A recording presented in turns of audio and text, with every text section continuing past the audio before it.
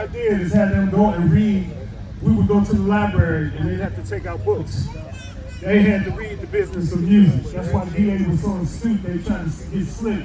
And what I would do is, because I knew that they were 16, I knew that the record executives would want to take advantage of them.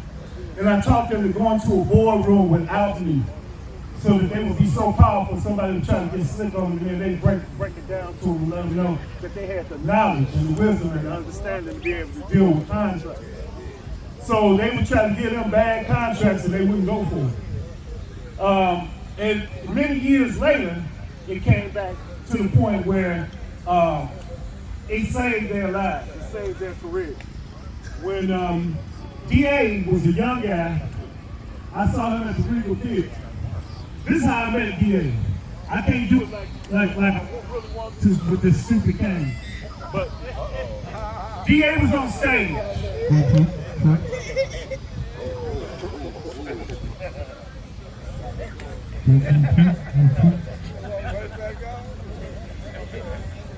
Just before he rapped, he did this back and forth on stage. I said, who is this kid? And he ended up slaying everybody that was up in there. He sat. He went off and I said, you know something, I want to manage him. And I wanted to manage him. But I always asked all of the rappers that I managed and dealt with for permission from their parents. And when I went to his mother, Jean, up in the projects, I went into the projects, and his mother looked me in the eye and said, Dr. Groove, that's my son. You take care of my son. She looked me dead in the eye. I said, I got him. All the rappers, I would not deal with them unless I met their parents first. So I told him, I got him. Now this is what I used to do. And this is the one time I'm going to do this, because, you know, I'm saying for the Holy Ghost, I'm going to go back right now. I'm going to get choked for this, but I'm going to do it anyway. I used to drive into Volta City in the projects, 4950, and say, I'm up, so you get up. Everybody up. I don't give a fuck if you just went to bed. I'm up, so you get up. And I would do that in the projects. On 4950, them people thought I was nuts. But guess what? They loved me. And I got a pass for doing stuff in the projects for all of Cabrini Green, Robert Taylor, Rockwell, IDBs. Wherever I went, people was like, that's that man that worked for Sauce Magazine. That's that man who do the raps. Let him go. You know what I mean? They thought that I would be able to do something. They thought I was putting something into the youth. So when I was telling you about Dr. Groove, so that you understand the spirituality behind it, having that, being that minister of the God force was serious to me. This wasn't a joke. This is real talk. So, and I just want you all to get this. I'll give you an example. Funk Intelligence versus the placebo syndrome. Funk, truth. Do you promise the funk, the whole about funk, nothing but the funk? That word means truth. So, do you promise the truth, the whole truth, nothing but the truth? Funk, intellect, truth, in the keys, intellect, keys, and also intellect. So I want you to get that. Versus placebo syndrome. Placebo, a medicine given merely to the human patient. Syndrome, instead of giving symptoms for a given sickness. They were slipping all this information into the music. I said, you know something? I can do that. I don't want to do as sublime as they were doing it, but I said I can do that. I want to pass information to our people to make sure that they don't self-destruct. That's one of the reasons why I left hip-hop in 1998 when it's poetry, because I saw that they were about to kill us. They were setting us up to kill us through the music. And once I realized that they were setting up genocide through the records, see, records are talking books. When Stevie Wonder named an album Talking Books, records are talking books. You can put information in a vinyl, and it will go across the whole United States in a matter of days. It might take you 20 years to read the same book that he's going to read. But if you put it in vinyl, it goes all the way across. So they taught us how to cook up crack cocaine. They taught us what weapons to be able to use to kill ourselves. I saw it all coming. I was like, I ain't with this. I'm not with this. I see what they're doing. They're setting us up to kill each other. Nobody was listening to me. So I had to pull out. Because at the track still got that first $4.3 million deal, and it was some of the stuff that was going in it. I was like, I'm not helping this. Yep. I'm not helping this. I'm out. I'm gone. I can't do this for nobody. I'm not going to set up people to kill our people. Everybody's talking about, oh, this is real, and this is what's going on, and all that. Now, that was a game that was being played on us.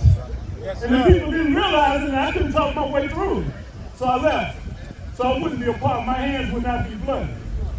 So let me go back, though, because I want to make sure that you get this. Prior to, you had Super Right Body Shot. A lot of people want to know, well, what was the origins of that particular record? It was with Captain Sky. He had seen me rapping. I had battled Curtis Blow at the Copper Box too. And we had to take Jerry Norfleet, one of the best DJs ever, as far as I'm concerned, as far as mixing and rapping. Nobody talks about him. Everybody had to go through Jerry Norfleet. That was a rapper that came to the city of Chicago. If they was halfway decent, he was playing behind him at the Copper Box too. So after we did the battle, he had the tape. He had it on reel to reel.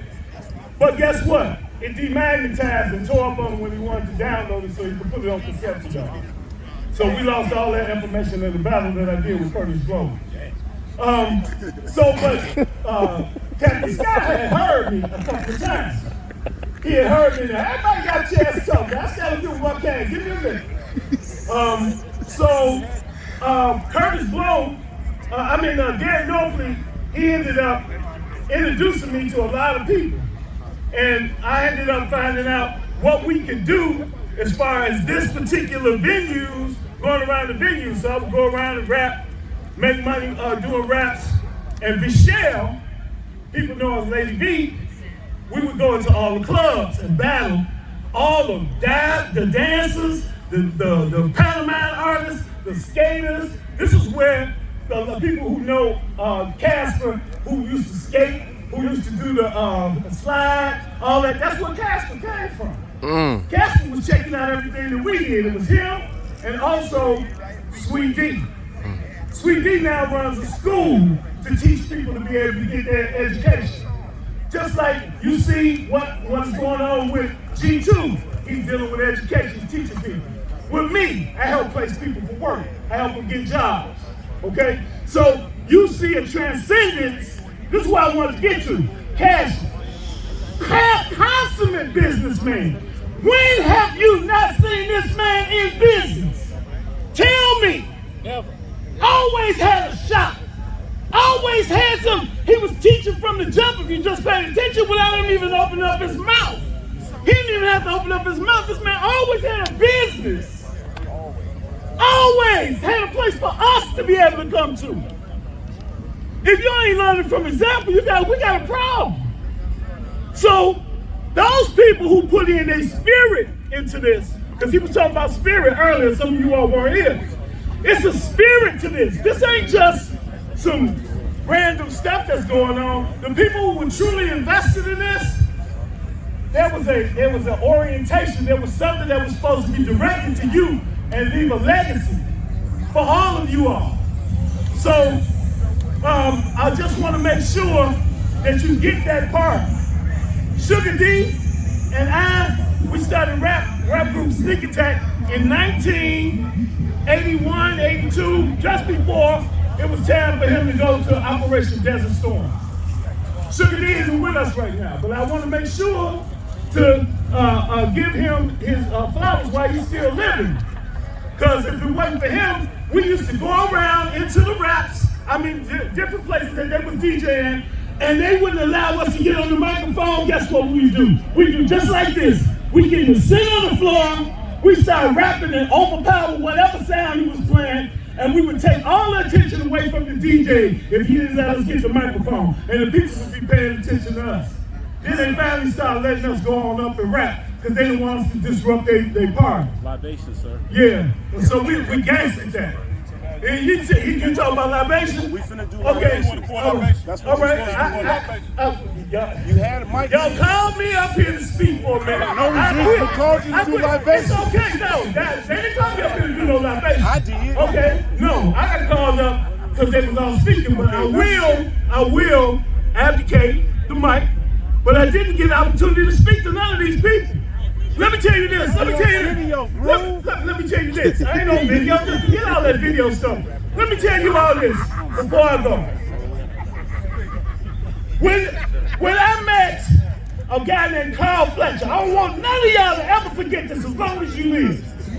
Carl Fletcher was on the west side, and he had a place that people could go. It's called Africa West. And they used to go and speak to people. And they would let poets go up and do their thing. Well, guess what? They used to say, and we ain't doing this in hip-hop, who is the elder in the room? Who got the most age? Where's the Who council? got the most time? Where's he at? And they would go, 40 years old, put up your hand. 50 years old, put up your hand. 60 years old, put up your hand. And whoever had the oldest age that was in the room, they would ask for permission to speak. That's the first thing they would do. You ask for permission to speak with your elders. And the elder would say, you know something? Go and do your thing. Or, hey, I got something to say. So I just want you all to know, a lot of times it's disrespectful when you just relegate somebody to the end of the line. They're supposed to be at the front of the line, your elder. You see I'm struggling with this cane? All right? So I just wanted to make sure to leave something and impart something for somebody else. It said from, as far as I know, it said from 12 to 8, he's gonna be here. That's as far as I know. As far as I know.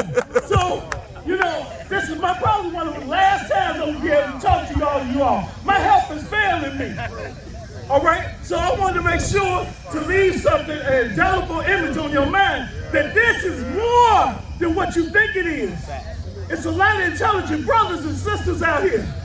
And y'all need to unify. Right now, we was talking about this, me and RJ. The health of hip-hop in the city of Chicago is horrible for the elders. We going through all types of maladies, diseases. We ain't talking to each other. Half of y'all ain't got the proper health care. A lot of people are falling apart. We need to address that big time. We losing people to diabetes and fits cut off and all kind of stuff. And Cashus is doing the best he can, flipping stuff around saying, hey, look, I got health remedies for you. And educating the people. This ain't no joke, y'all. This is for real. We losing people, they dying. We talking about libations. There's people right here, we standing around, they almost dead. All right? So I just want to make sure that I do that. And when you include libations, Bob Murphy Jr. is where I started out recording, and he's gone. Thank you. Thank you.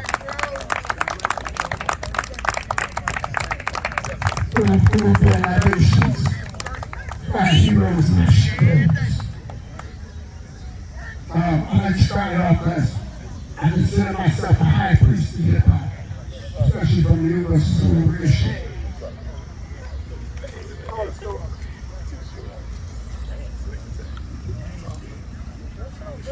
Zulu! Zulu! Zulu! Zulu! Push. Reading in the name of the force that is the source, spoken in many languages and many different tongues. We bring to the universal greetings of peace. Peace. For those heroes and sheroes, I don't know all your names, but we will count you in the spiritual ethos. To my brother Hackle, Ashe. to my brother Oracle, Ashe. to my brother Tacoba, Ashe. to my brother Pink House. Ashe. Y'all call the names. Call the names. 3D. Ashe. Jerry Jackson. Ashe. Timbuktu. Brent Brown. MC Rock. Ashe. Reese Chief from 3 Piece. Ashe. Beach Ball from Rock. Ray. Ashe. K-Stone. Ashe. Mineral. Ashe. Ashe. Dr. Phil Corinne. Ashe. For real. Bobby Wright. Ashe. Ashe. I'm Johnny B. JP. Margaret Burroughs. Rebel from the Funky Wordsmiths. Ashe. Oscar Brown Jr. Ashe. I'm in round. Ashe. Sam Greenlee. Ashe. Alton Abraham. Ashe. Eddie Harris. J.No. Jones. Ashe. Lady Love. Ashe. Ashe. Ashe. Mark Allen. Mark Allen. Mark Allen. Ashe. All right, y'all All gonna those brothers and sisters are still with us in spirit. It is our obligation to remember. One day we all going to join the ancestors. And it's a great thing to be an ancestor. It's a blessing. Call on them and they're with you. Long live the spirit of Chicago hip hop. Ashe.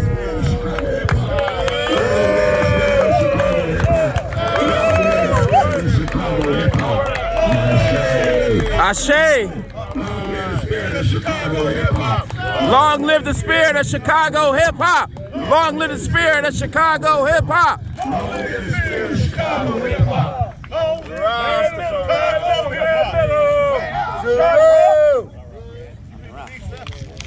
Hey, before I get off this mic, I'd like to introduce you to my little brother.